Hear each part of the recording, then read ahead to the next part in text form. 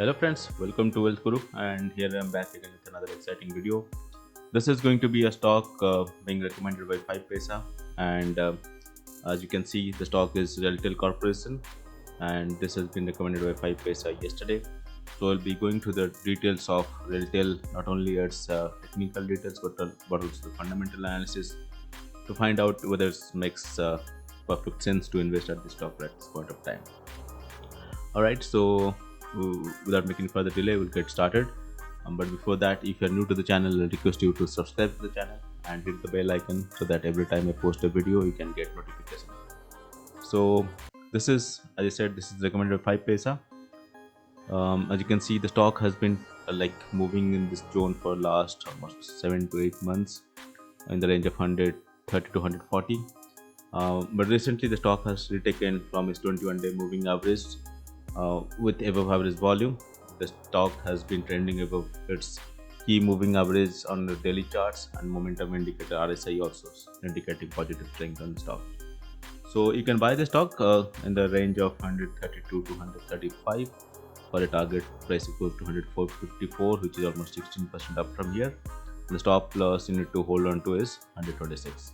So that's pretty much a technical recommendation, but we'll also go into the fundamentals to find out whether it makes sense for you fundamentally as well to hold into the stock. So let's get into the fundamental analysis. Alright, so as you know, Railtel is a Mini Ratna, is a government of India enterprise, and it focuses on providing broadband and VPN services. It was formed in the year 2000 with the objective of creating nationwide broadband, telecom and multimedia networks to modernize train control operations and safety systems for Indian Railways. But also in last few years they have also given broadband connection to consumers as well. So this is one of the competitors called Geo and other private networks. So if you look at this, the stock has a market cap of close to 4,293 crores, and the stock has a PE of 29.2. The current market price is 134. Return on equity is 10.2%. The high was 190 and low is 105. And dividend yield is also decent of 1.64%. And if you look at the stock performance in last 1 year, it in fact listed in March 1st on 145, and from that it almost moved to a point of 174 and even dropped to 109 and then moved up again to 149 and just moved in this range. As you can see, it's moved in this range of 120 to 150 for last close to 4-5 months.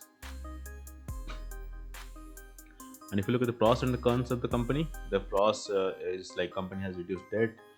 This company is almost debt free, and company has been maintaining a healthy dividend payout of 48.41%. And company has a low return on equity of 11.34% last 3 years. That's the cons. And company has a high debtor of days of 204 days. So all these are cons. So, and if you look at the peer comparison, their competitors are primarily Bharti Airtel, Tata Communication, Vodafone Idea, and it is one of, maybe you can say, the 6th largest telecom player. Bharti being the largest one. Obviously Reliance is there, but that's not listed as a separate entity. So that's why you have Bharti as a top pick with close to 4 lakh crores of market cap. And if you look at them like PE, almost all the companies has a PE of more than 30. So it is reasonably placed in terms of PE. And here you look at the quarterly results. The sales has been decreasing a bit compared to the last year, but the profit has been there. Even though it's reduced from 125 crores to 60 crores, the profit is still there. Considering the COVID situation, this is really good though. But obviously it can definitely improve from this point. And for the profits and loss statement, the net profit is 147 crores in the trailing 12 months period. So that's pretty much it. These are all the ratios. This is the shareholding pattern. The promoters, which is the government of India, holds almost 72%. Public holds 18.60%. FIIs hold 2.59 and FDIs hold 5.96. So that's pretty much it. This is obviously a good stock to hold on to, not only technically but also from a fundamental point of view.